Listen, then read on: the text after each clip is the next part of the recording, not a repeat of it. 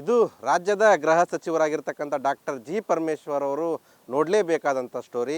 ಇಲ್ಲಿನ ಸಿಬ್ಬಂದಿಗಳು ಯಾವ ರೀತಿಯಾಗಿ ಹಳೆ ಕಾಲದ ಒಂದು ಸ್ಮಾರಕದಲ್ಲಿ ಪೊಲೀಸ್ ಠಾಣೆಯಲ್ಲಿ ಕರ್ತವ್ಯ ನಿರ್ವಹಿಸ್ತಾ ಇರ್ತಕ್ಕಂಥದ್ದು. ಅದರಲ್ಲೂ ಕೂಡ ಐತಿಹಾಸಿಕ ಜಿಲ್ಲೆ ವಿಜಯನಗರ ಜಿಲ್ಲೆಯ ಹಂಪಿಯ ಐತಿಹಾಸಿಕ ಪ್ರವಾಸಿ ತಾಣದ ಪ್ರವಾಸಿ ಪೊಲೀಸ್ ಠಾಣೆ ಇದೆ.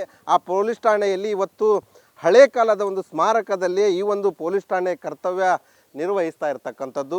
ಇಲ್ಲಿನ ಸಿಬ್ಬಂದಿಗಳು ಪ್ರತಿದಿನವೂ ಕೂಡ ಒಂದು ರೀತಿ ಜೀವ ಭಯದಲ್ಲಿಯೇ ಒಂದು ಕಾರ್ಯನಿರ್ವಹಣೆ ಮಾಡುವಂಥ ಪರಿಸ್ಥಿತಿ ಇಲ್ಲಿ ತಲೆದೋರಿರ್ತಕ್ಕಂಥದ್ದು. ಕಾರಣ ಇದು 14-15ನೇ ಶತಮಾನದ ಹಳೆ ಕಾಲದ ಇವು ಸ್ಮಾರಕಗಳಲ್ಲಿಯೇ ಈ ಒಂದು ಪೊಲೀಸ್ ಠಾಣೆ ಕಾರ್ಯನಿರ್ವಹಿಸ್ತಿರೋದ್ರಿಂದ ಇಲ್ಲಿ ಸಾಮಾನ್ಯವಾಗಿಯೇ ಗುಡ್ಡಗಾಡು ಪ್ರದೇಶ ಇದೆ, ಪಕ್ಕದಲ್ಲಿ ತುಂಗಭದ್ರಾ ನದಿ ಹರಿದು ಹೋಗಿರೋದ್ರಿಂದ ಸಹಜವಾಗಿ ಮಳೆಗಾಲ ಆಗಿರ್ಬೋದು ಮತ್ತು ಚಳಿಗಾಲದ ಸಂದರ್ಭದಲ್ಲಿ ಹಾವುಗಳು ಆಗಿರಬಹುದು, ಚೇಳುಗಳಾಗಿರ್ಬೋದು, ಅವು ಒಂದು ರೀತಿ ಇಲ್ಲಿ ಸಹಜವಾಗಿ ಓಡಾಡ್ತವೆ. ಪೊಲೀಸ್ ಠಾಣೆಯಲ್ಲಿ ಕಾರ್ಯನಿರ್ವಹಿಸ್ತಕ್ಕಂಥ ಪೊಲೀಸ್ ಸಿಬ್ಬಂದಿಗಳಿದ್ದಾರೆ, ಅವರೆಲ್ಲರೂ ಕೂಡ ಒಂದೊಂದು ಸಂದರ್ಭದಲ್ಲಿ ಆ ಹಾವು ಚೇಳುಗಳ ಯಾವಾಗ ಬರ್ತವೆ ಯಾವಾಗಿಲ್ಲ ಎಲ್ಲಿಂದ ಬರ್ತವೆ ಅನ್ನೋದರಲ್ಲೇ ಒಂದು ರೀತಿ ಜೀವ ಭಯದಲ್ಲಿಯೇ ಒಂದು ಕರ್ತವ್ಯ ನಿರ್ವಹಿಸುವಂಥ ಪರಿಸ್ಥಿತಿ ಇಲ್ಲಿ ತಲೆದೋರಿರ್ತಕ್ಕಂಥದ್ದು. ಸಂಬಂಧಪಟ್ಟಂಥ ಗೃಹ ಇಲಾಖೆಗೆ ಈಗಾಗಲೇ ವಿಜಯನಗರ ಜಿಲ್ಲೆ ಆಗಿರ್ಬೋದು ಮತ್ತು ಅಖಂಡ ಬಳ್ಳಾರಿ ಜಿಲ್ಲೆ ಇದ್ದಂಥ ಸಂದರ್ಭದಲ್ಲಿಯೇ ಈ ಒಂದು ಪ್ರವಾಸಿ ಪೊಲೀಸ್ ಠಾಣೆ ಸ್ಮಾರಕಗಳಲ್ಲಿ ಕಾರ್ಯನಿರ್ವಹಿಸ್ತಾ ಇದೆ.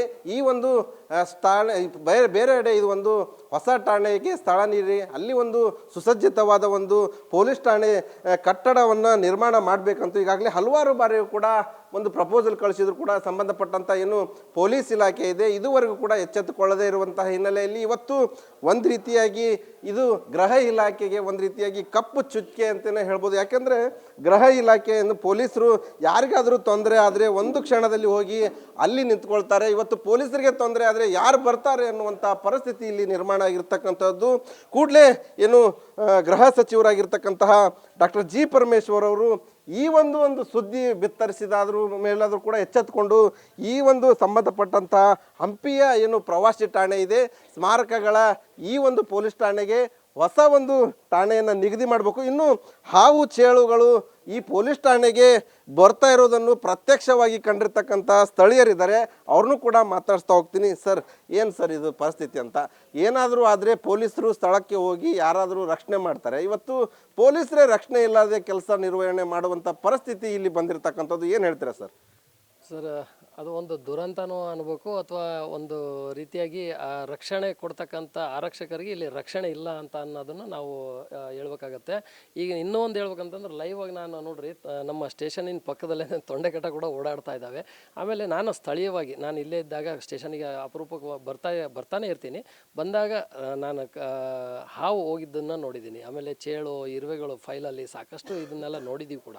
ಸೊ ಹಂಗಾಗಿ ಯಾಕಂದರೆ 13-14ನೇ ಶತಮಾನದಲ್ಲಿ ಕಟ್ಟಿರ್ತಕ್ಕಂಥ ಈ ಒಂದು ಪುರಾತನ ಬಿಲ್ಡಿಂಗ್ಗಳು ಇವೆಲ್ಲ.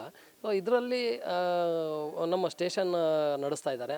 ಆಮೇಲೆ ಇನ್ನೊಂದು ಹೇಳ್ಬೇಕಂತಂದರೆ ಇಡೀ ರಾಜ್ಯದಾಗ ಪ್ರವಾಸಿ ಠಾಣೆ ಇರೋದು ಅದು ಹಂಪಿಯಲ್ಲಿ ಮಾತ್ರನೇ. ಇಡೀ ರಾಜ್ಯದಲ್ಲಿ ನೀವು ಎಲ್ಲಿ ಹುಡುಕಿದ್ರೂ ಪ್ರವಾಸಿ ಠಾಣೆ ಸಿಗಲ್ಲ, ಅದು ಹಂಪಿಯಲ್ಲಿ ಇರೋದ್ರಿಂದಾಗಿ.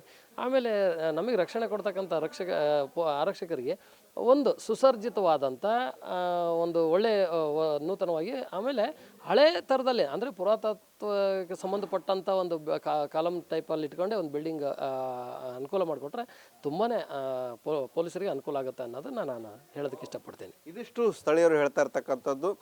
ನಮಗೆ ರಕ್ಷಣೆ ನೀಡ್ತಕ್ಕಂಥ ಪೊಲೀಸರಿಗೆ ಪುರಾತತ್ವ ಇಲಾಖೆಯ ಮಾದರಿಯಲ್ಲಿ ಒಂದು ಹೊಸ ಸುಸಜ್ಜಿತವಾದ ಆರಕ್ಷಕ ಠಾಣೆಯನ್ನು ನಿರ್ಮಿಸಿ ಕೊಡಬೇಕು ಅನ್ನುವಂಥ ಮಾತನ್ನು ಇಲ್ಲಿಯ ಸ್ಥಳೀಯರು ಹೇಳ್ತಾ ಇರ್ತಕ್ಕಂಥದ್ದು. ಆದಷ್ಟು ಬೇಗ ಗೃಹ ಸಚಿವರು ಈ ಒಂದು ಸುದ್ದಿಗೆ ಎಚ್ಚೆತ್ತುಕೊಂಡು ಹಂಪಿಯ ಪ್ರವಾಸಿ ಪೊಲೀಸ್ ಠಾಣೆಯ ಹೊಸ ಪೊಲೀಸ್ ಠಾಣೆ ಘೋಷಿಸಿ ಆ ಒಂದು ಸುಸಜ್ಜಿತವಾದ ಪೊಲೀಸ್ ಠಾಣೆಯನ್ನು ಕಟ್ಟಿಕೊಡ್ತಾರೆ ಅನ್ನೋದು ಕೂಡ ಕಾದು ನೋಡಬೇಕಾಗಿದೆ. Shivananda Sali news first Vijayanagara.